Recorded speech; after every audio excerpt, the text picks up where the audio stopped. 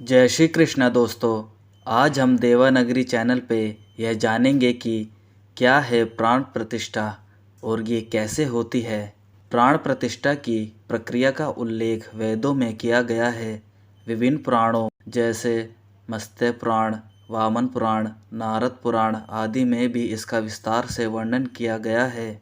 जैसे कि सभी जानते हैं, 22 जनवरी को अयोध्या में नवनिर्मित भव्य राम मंदिर में रामलला की प्राण प्रतिष्ठा होनी है। इसकी तैयारियां जोरों पर है। प्रधानमंत्री नरेंद्र मोदी खुद उस दिन समारोह में शामिल होंगे।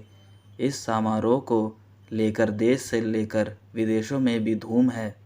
प्राण प्रतिष्ठा का शाब्दिक अर्थ तो प्रतिमा में प्राण की स्थापना करना है, लेकिन इस अनुष्ठान का धार्मिक महत्व इसके अर्थ से ज़्यादा है। ऐसे में सवाल उठना लाजमी है कि आखिर प्राण प्रतिष्ठा क्या है और उससे जुड़े विधि विधान क्या है। क्या है प्राण प्रतिष्ठा? हिंदू धर्म परंपरा में प्राण प्रतिष्ठा एक पवित्र अनुष्ठान है जो किसी मूर्ति या प्रतिमा में उस देवता या देवी का आह्वान कर उसे पवित्र या दिव्य बनाने के लिए किया जाता है। प्राण शब्द का अर्थ है जीवन, जबकि प्रतिष्ठा का अर्थ है स्थापना। ऐसे में प्राण प्रतिष्ठा का अर्थ है प्राण शक्ति की स्थापना या देवता को जीवित स्थापित करना। भगवान राम मंदिर में भी रामलला की प्रतिमा की प्राण प्रतिष्ठा की जानी है। शास्त्रों और धर्माचार्यों के अनुसार जब किसी प्रतिमा में एक बार प्राण प्रतिष्ठा हो जाती है तो वह प्रतिमा एक देवता में बदल जाती है।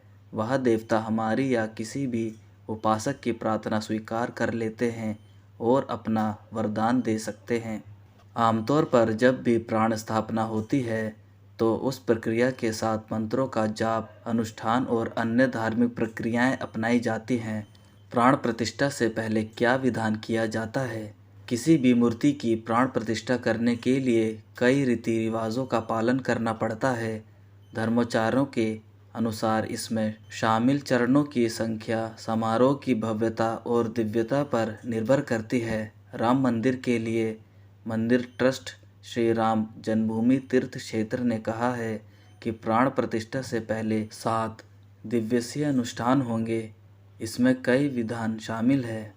7 दिव्यसीय अनुष्ठान 16 जनवरी से शुरू होंगे। सबसे पहले अभिषेक समारोह होगा। 7 दिनों के अनुष्ठान में पहले पुजारी सरयू नदी के तटबंध को छूकर विष्णु पूजा शुरू करेंगे और गोदान का आयोजन करेंगे। शोभा यात्रा का आयोजन 17 जनवरी को मंदिर ट्रस्ट द्वारा चयनित रामलला की मूर्ति की अयोध्या में शोभा यात्रा निकाली जाएगी। इस दौरान आम जनमानस रामलला का दर्शन कर उसकी जय जयकार करेंगे। माना जाता है कि इस प्रक्रिया से दर्शकों की भक्ति प्रतिमा में स्थानांतरित हो जाएगी। शोभा यात्रा के बाद प्रतिमा को वापस मंडप में लाया जाएगा। अगले दिन नवग्रह शांति हवन सहित अन्य पूजाएं की जाएंगी जो सभी ग्रहों को प्रसन्न करने के लिए की जाती हैं। 20 जनवरी को मंदिर के गर्भगृह को सरयू नदी के जल से धोया जाएगा। इसके बाद रामलला के सिंहासन को धोया जाएगा। अधिवास प्राण प्रतिष्ठा से पहले कई अधिवास आयोजित किए जाते हैं। अधिवास वह प्रक्रिया है जिसमें मूर्ति को विभिन्न सामग्रियों में डुबोया जाता है। इसके तहत एक रात के लिए मूर्ति को पानी में रखा जाता है जिसे जलाधिवास कहा जाता है। फिर इसे अनाज में डुबोया जाता है जिसे धन्यदिवास कहा जाता है। एक धर्माचार्य के हवाले से बताया है कि ऐसी मान्यता है कि मूर्ति निर्माण के क्रम में जब किसी मूर्ति पर शिल्पकार के औजारों से चोटें आ जाती है तो वह अधिवास के दौरान ठीक हो जाती है। मान्यता है कि यदि मूर्ति में कोई दोष है या पत्थर अच्छी गुणवत्ता का नहीं है तो अधिवास के क्रम में इसका पता चल जाता है। स्नान अनुष्ठान इसके बाद मूर्ति को अनुष्ठानिक स्नान कराया जाता है। इस दौरान अलग अलग सामग्रियों से प्रतिमा का स्नान अभिषेक कराया जाता है। इस संसार में 108 प्रकार की सामग्रियां शामिल हो जाती हैं जिसमें पंचामृत, सुगंधित फूल व पत्तियों के रस, गाय के सींगों पर डाला गया पानी और गन्ने का रस शामिल होता है। पट खुलना मूर्ति के निर्माण के तनाव से पर्याप्त रूप से उभरने और अनुष्ठानिक स्नान कराने के बाद प्राण प्रतिष्ठा से पहले प्रतिमा को जगाने का समय आता है। इस दौरान कई मंत्रों का जाप किया जाता है, जिसमें विभिन्न देवताओं से आने और मूर्ति के विभिन्न हिस्सों को चेतन करने के लिए कहा जाता है।